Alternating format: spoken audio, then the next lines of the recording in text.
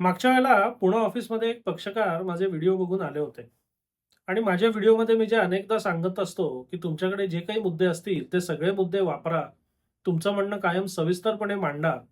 त्यांचाही तोच आग्रह होता. त्या अनुषंगाने त्यांनी त्यांच्या विरोधी पक्षाने केलेला अर्ज आणि त्या अनुषंगाने त्यांच्याकडे मांडायचे जे सगळे मुद्दे होते त्याची आणि आमची चर्चा झाली. आता या सगळ्या त्यांच्या प्रकरणांचा जेव्हा मी अभ्यास केला, तेव्हा माझ्या लक्षात दोन मुख्य गोष्टी आल्या. एक म्हणजे त्यांच्या विरोधी पक्षाने जो अर्ज ज्या पायावर सध्या केलेला आहे, तो काही कायद्याच्या चौकटीत बसणारा नाही, तो फेटाळला जाईल. त्यामुळे या अर्जापुरता जर विचार करायचा झाला, तर त्यांना यश मिळण्याची शक्यता कितीतरी अधिक होती. पण त्याच वेळी जेव्हा सगळ्या प्रकरणांचा व्यापक दृष्टिकोनातून विचार केला गेला, तेव्हा माझ्या असंही लक्षात आलं, की त्याच अर्जदाराकडे थोड्या वेगळ्या मार्गाने यश मिळवायची सुद्धा शक्यता आहे. म्हणजे आत्ता त्यांनी जर अर्ज ज्या पायावर केलाय त्याची मांडणी जशी केली आहे, ते जर थोडंसं बदललं, थोडंसं त्यांनी आपली जर भूमिका बदलली, दृष्टिकोन बदलला आणि वेगळ्या पायावर वेगळ्या प्रकारचा अर्ज केला, तर त्याला यश येऊ शकतं. हे माझ्या लक्षात आल्यावर मी त्यांना असा आग्रह केला, की तुम्ही जे सविस्तर म्हणणं मांडायचा विचार करताय किंवा या अर्जाला जबाब देताना अथपासून इथपर्यंत सगळ्या गोष्टी ज्या मांडायचा विचार करताय, त्यामध्ये धोका असा आहे, की आजपर्यंत त्या अर्जदाराच्या जी गोष्ट लक्षात आलेली नाहीये, त्यांच्या वकिलांनी ती गोष्ट सोडून दिलेली आहे म्हणा किंवा त्यांच्या लक्षात आलेली नाहीये म्हणा. आपला जबाब आणि त्यातले सगळे तपशील वाचले, तर एखाद वेळेस अशी शक्यता आहे, की त्या अर्जदाराला किंवा त्यांच्या वकिलाला आपल्याच जबाबातनं त्यांच्याकडनं राहून गेलेली गोष्ट पटकन लक्षात येईल. आणि त्या अनुषंगाने त्यांनी जर हा अर्ज मागे घेऊन नवीन धर्तीवर नवीन अर्ज केला, तर त्याच्यामध्ये आपल्याला अपयश येण्याची शक्यता कितीतरी अधिक आहे.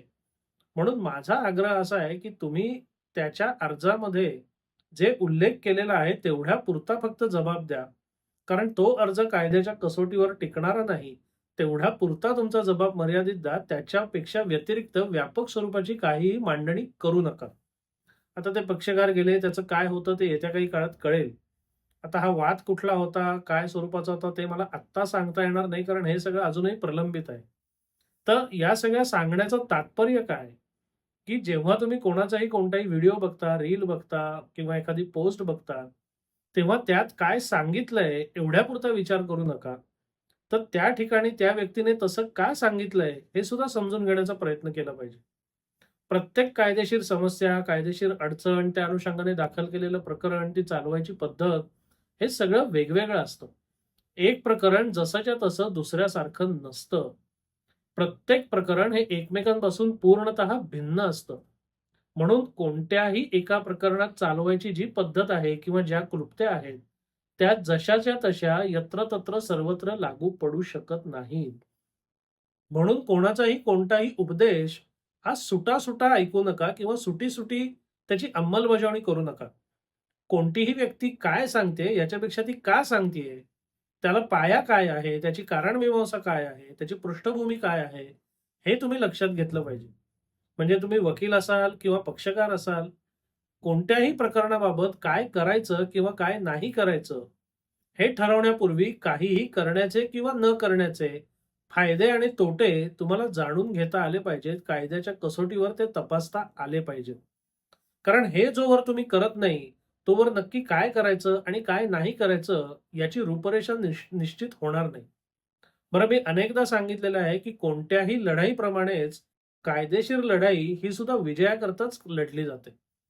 आणि त्यामध्ये कोणत्याही लढाईमध्ये जे सगळं केलं जातं, तेच सगळे गुण त्याच्यामध्ये सुद्धा असतात. म्हणून तुम्ही ज्या-ज्या गोष्टी कराल किंवा ज्या-ज्या गोष्टी करण्याचं टाळाल, त्या तुमच्या विरुद्ध वापरल्या जाणार हे जवळपास निश्चित आहे. मग त्यांनी आपल्या चुकांचा गैरफायदा घेतला म्हणून नंतर डोक्याला हात लावून काहीच उपयोग नाही. आपल्याकडनं चुका न होणं किंवा कमीत कमी चुका होणं, हे ध्येय ठेवून त्या दृष्टीनेच आपण पुढची वाटचाल केली पाहिजे. म्हणून प्रत्येक प्रकरणाचा पाया काय आहे? त्यामध्ये त्यामधली भक्कम बाजू काय आहे? कमकुवत बाजू काय आहे? त्या अनुषंगाने आपल्या भक्कम बाजू कोणत्या आहेत? आपल्या कमकुवत बाजू कोणत्या आहेत? या सगळ्याचा अभ्यास केला पाहिजे. या सगळ्याचा एक निष्कर्ष आला पाहिजे. आणि जेव्हा सुदैवाने असं होतं, की अर्जदाराकडे जेव्हा 2 पर्याय असतात, एक भक्कम आणि एक कमकुवत, पण तो भक्कम पर्याय सोडून कमकुवत पर्याय निवडत असतो, तेव्हा त्या कमकुवत पर्यायावर हल्ला करणं एवढंच तुमच्याकडनं झालं पाहिजे. आणि तो त्याच्यापुरता म्हणजे अर्जाच्या चौकटीमध्येच तुम्ही जबाब देण्याचं बंधन किंवा संयम पाळला पाहिजे. कारण ती चौकट ओलांडून जर तुम्ही जास्तीची माहिती दिली, जास्तीचे मुद्दे दिलेत, तर मगाशी म्हटल्याप्रमाणे आजपर्यंत लक्षात न आलेले मुद्दे त्यांच्या लक्षात आले आणि त्यांनी त्या अनुषंगाने नवीन अर्ज केला किंवा या अर्जात दुरुस्ती केली, तर आपल्याच जबाबामुळे आपलंच नुकसान होण्याची दाट शक्यता निर्माण होते.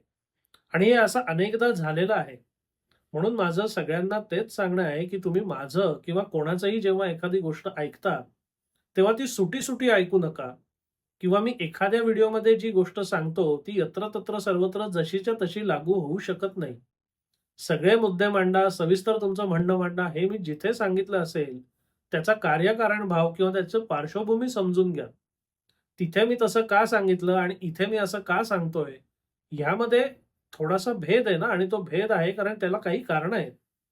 त्याची काही कारण मीमांसा आहे, त्याचं काही कार्यकारण भाव आहे.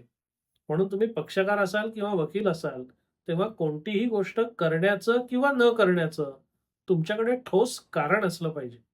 आणि जोवर तुम्हाला असं ठोस कारण कळत नाहीये, मिळत नाहीये, तोवर घाईने कोणत्याही गोष्टी करू नका. आजपर्यंत असंच चालत आलं, 4 लोकं असेच करतात, वर्षानुवर्ष हेच चालू आहे.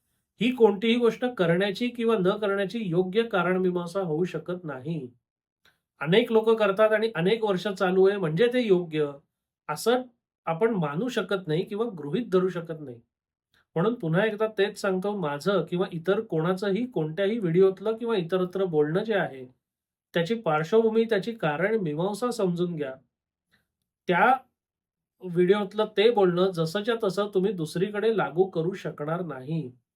म्हणून कोणतीही व्यक्ती जे बोलतीये ते का बोलतीये, ते समजून घ्या आणि त्याच्याशी मिळत्या-जुळत्या प्रकरणांमुळे तुम्ही तशा गोष्टी करू शकता.